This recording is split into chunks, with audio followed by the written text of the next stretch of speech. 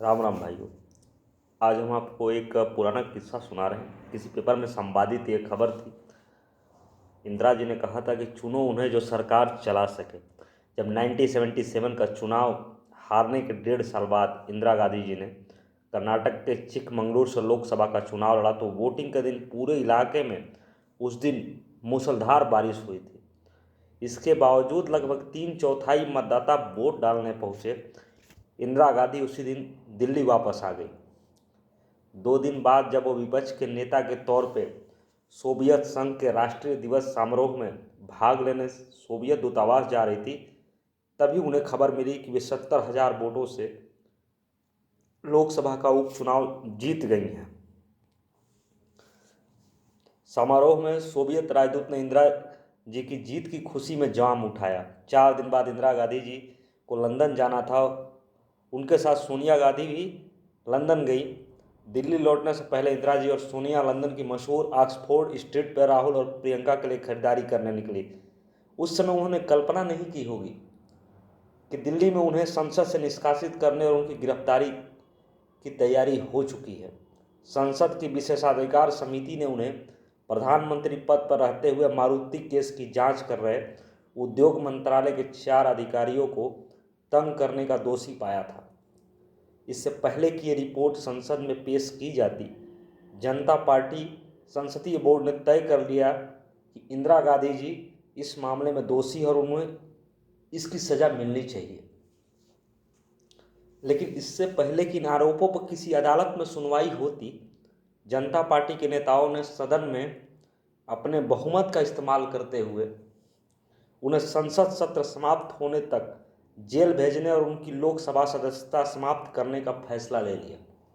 सोचिए कि बिना किसी न्यायालय के सुनवाई के किसी को डिसमिस कर दिया जाए। पुपुल जयकर इंदिरा गांधी जी की जीवनी में लिखती हैं कि इंदिरा जी को पता था कि शाह आयोग की जांच, गिरफ्तारी की कोशिश और सीबीआई की पूछताछ के प्रयास असफल हो जाने के बाद विशेषाधिकार कमेटी का इस्तेमाल उनके राजनीतिक भविष्य को बर्बाद करने के लिए किया जाएगा। और उन्होंने तय भी किया कि वे लोकसभा में अपने ऊपर लगे आरोपों का जवाब देंगी। संसद में जैसे ही इंदिरा गांधी जी ने बोलना शुरू किया, जनता पार्टी के सांसदों ने शोर मचाकर, आज भी सेम है, उन्हें चुप कराने की कोशिश की। आज भी वही हो रहा है।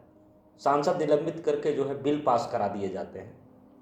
इंदिरा गांधी जी ने अपने भाषण में कहा, जनता पार्टी संसदीय बोर्ड ने पहले ही मुझे इस मामले में दोषी मान लिया है, इसलिए मेरे लिए अपने बचाव में कहने का कुछ मतलब नहीं है। लेकिन क्या मुझे साफ तौर पे ये कहने का अधिकार है कि मैंने संसद के किसी विशेषाधिकार का उल्लंघन नहीं किया है? इस विषय पर पहले ही देश की कई अदालतों में आपराधिक मामले दर्ज किए गए हैं।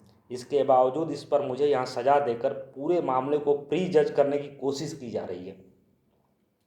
उन्होंने कहा, सरकार के इस कदम का उद्देश्य प्रतिशोध है। किसी भी प्रजातांत्रिक देश में के इतिहास में विपक्षी दल के नेता की इस तरह से चरित्र हनन की कोशिश की गई है। उन्होंने कहा, मैं एक अदना इंसान हूँ, लेकिन मैं हमेशा कुछ मूल्यों और लक्ष्यों के प्रति निष्ठावान रही हूँ। आपकी दी हुई हर सज़ा मुझे और मजबूत बनाएगी। मेरा सूटकेस पैक्ड है, उसमें मुझे सिर्फ गर्म कपड़े रखने हैं। भाषण समाप्त करते ही इंदिरा गांधी जी अपनी जगह से उठी और सांसदों की तरफ अपनी पीठ करते हुए बाहर निकल गई। स्पेनिश लेखक हाविये मोरो अपनी किताब द रेड साड़ी में लिखते हैं, वहाँ से एक बार फिर पलटकर उन्होंने सदन पर एक गहरी और लंबी नज़र डाली और अपने हथेली ऊपर उठाते हुए बोली, मैं वापस आऊँगी। उस दिन रात के खाने में सोनिया जी ने पास्ता बनाया था। मीठे में अमरूद की क्रीम और इलाहाबाद का मशहूर आम पापड़ था। खाने के बाद उन्होंने प्रियंका को बुलाया और कहा, मेरे साथ स्क्रैबल खेलो। अगले दिन इंदिरा जी को गिरफ्तार करके तिहाड़ जेल भेज दिया गया। सागरिका घोष इंदिरा गांधी जी की जीवनी Indira India most powerful prime minister में लिखती हैं, हजारों कांग्रेस कार्यकर्ताओं ने इंदिरा जी को जेल भेजे जाने के विरोध में गिरफ्तारी दी।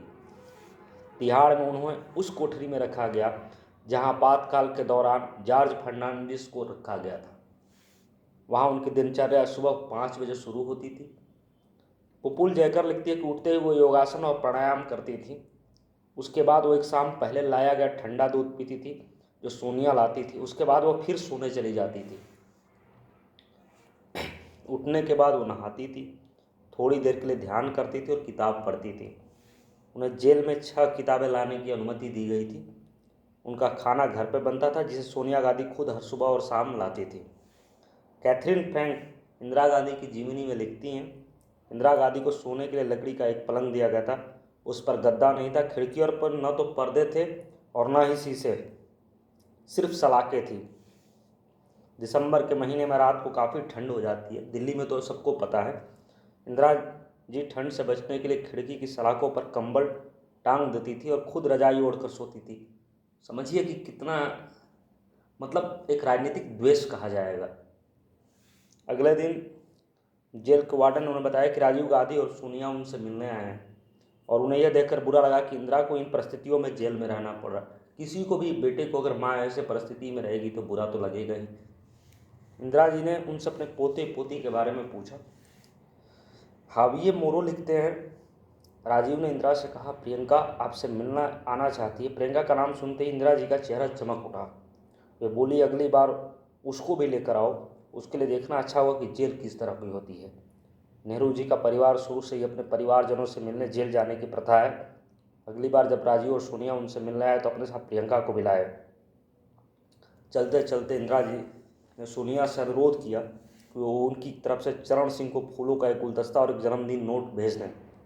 जनता पार्टी सरकार का कार्यकाल समाप्त होने में भी 3 साल बाकी थे, लेकिन इंदिरा गांधी जी को अंदाजा हो गया था कि जनता पार्टी के शीर्ष नेताओं में नेतृत्व को लेकर जबरदस्त खींचतान हो रही है।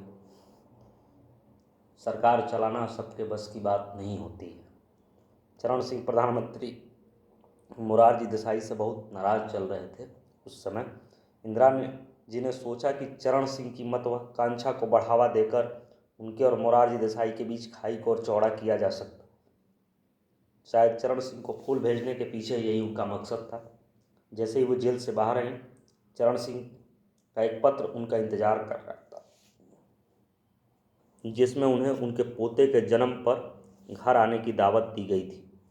पुपुल जयकर लिखती हैं, जब इंदिरा गांधी जी चरण सिंह के घर पहुंची तो चरण सिंह उनकी पत्नी ने पोर्टिको में उनका स्वागत किया। दिलचस्प बात यह है, उस समारोह में मोरारजी देसाई को भी आमंत्रित किया गया था और इंदिरा जी और देसाई जी दोनों एक ही सोफे पर बैठे थे।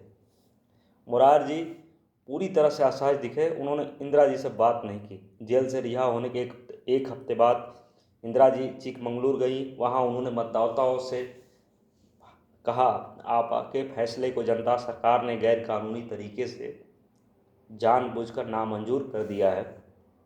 इंदिरा गांधी जी ने मोरारजी सरकार को गिराने के लिए चरण सिंह को समर्थन दे दिया और चरण सिंह ने 28 जुलाई 1979 को प्रधानमंत्री पद की शपथ ली।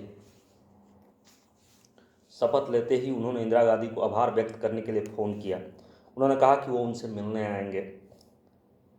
सत्यपाल मलिक जी ने कहा था, लेकिन चरण सिंह के किसी रिश्तेदार ने अंतिम समय पर उनके कान भर दिए।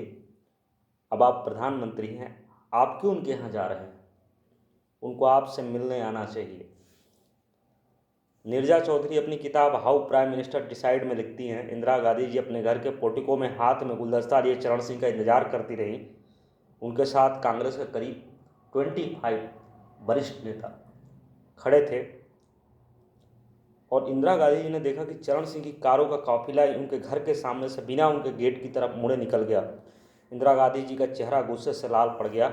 उन्होंने गुलदस्ता जमीन पर फेंक दिया और घर के अंदर चली गई। सत्यपाल मलिक जी ने बताया कि मैं उसी समय समझ गया कि चरण सिंह की सरकार बहुत अधिक दिनों तक चलने वाली नहीं है। बाद में चरण सिंह जी ने इंदिरा गांधी से बात करने की कोशिश की, लेकिन उनका जवाब था अब नहीं। 19 अगस्त को इंदिरा गांधी जी ने चरण सिंह की सरकार से अपना समर्थन वापस ले लिया और चरण सिंह को एक बार भी संसद का सामना किए बिना अपने पद से इस्तीफा देना पड़ा। सरकार गिर गई। राष्ट्रपति नीलम संजीव रेड्डी जी ने लोकसभा भंग कर नए आम चुनाव की घोषणा की। हाविये मोरो लिखते हैं, इंदिरा गांधी ने 2 सूटकेसों में आधा दर्जन सूती साड़ियाँ, 2 थर्मस, एक गर्म पानी के लिए और एक ठंडे दूध के लिए 2 कुशन, मूंगफली और थोड़े से ड्राई फ्रूट और धूप से बचने के लिए एक छाता लेकर पूरे देश में चुनाव प्रचार के लिए निकल पड़ी। उन्होंने कुल 70,000 किलोमीटर का रास्ता तय किया और औसतन रोज करीब 20 चुनाव सभाओं को संबोधित किया। मोरों ने अंदाजा लगाया कि भारत के हर 4 मतदाताओं में से एक ने उन्हें या तो सुना या देखा था। इंदिरा जी ने प्याज और आलू के दाम को चुनाव का मुख्य मुद्दा बनाया। उनके चुनाव का प्रचार का मुख्य संदेश था, चुनिए उन्हें जो सरकार चला सके। 6 जनवरी को मतगणना के पहले ही घंटे से संकेत आने लगे। जिस महिला को जनता ने 33 महीने पहले 33 मंथ बिफोर इतिहास के कूड़ेदान में फेंक दिया था, उसी महिला की जनता ने एक बार फिर प्रधानमंत्री बनाने का फैसला कर लिया। इंदिरा कांग्रेस को कुल 353 सीटें मिली और 2 साल पहले सत्ता में आने वाली जनता पार्टी को महज 31 सीटें मिली। 14 जनवरी यानी 14 जनवरी 1980 को उन्होंने चौथी बार राष्ट्रपति भवन का शोक हाल में प्रधानमंत्री पद की शपथ ली। जब एक विदेशी पत्रकार ने उनसे पूछा कि एक बार फिर भारत के नेता बनने पे आपको कैसा लग रहा है, इंदिरा जी का जवाब था, मैं हमेशा ही भारत की नेता रही हूँ। और उन्होंने कहा, चुनिए उन्हें जो सरकार चला सके। राम राम भाई।